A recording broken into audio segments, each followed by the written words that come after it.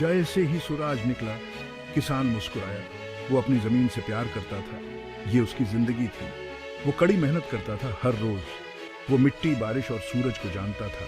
उसकी फसल लहलहाती थी, किसान खुश था। वो अपने परिवार और अपने गांव का ध्यान रखता था। सब उसकी इज्जत करते थे। वो एक अच्छा इंसान था। साल गुजरते गए और किसान कामयाब होता गया।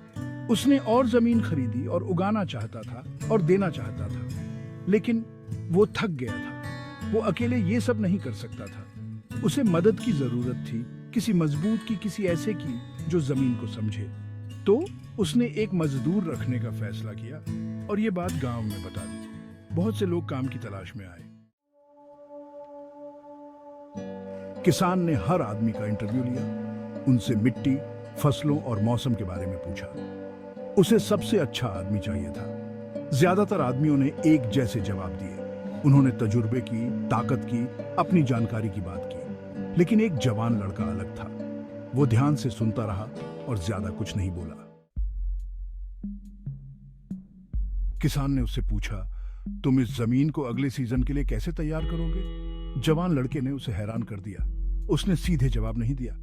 इसके बजाय उसने पूछा, यह जमीन आपको क्या बताती है? किसान हक्का बक्का रह गया। उससे पहले किसी ने उससे यह नहीं पूछा था। उसने इसके बारे में सोचा। उसे एहसास हुआ कि उसे नहीं पता। वो काम करने में इतना व्यस्त था कि वो सुनना ही भूल गया था। बाकी आदमी हंस पड़े। उन्हें लगा कि जवान लड़का मूर्ख है। किसान नहीं हंसा। उसने जवान लड़के की आंखों में कुछ देखा। उसने सीखने की प्यास देखी, सीखने की इच्छा। किसान मुस्कुराया। वो जानता था कि उसे अपना मजदूर मिल गया है।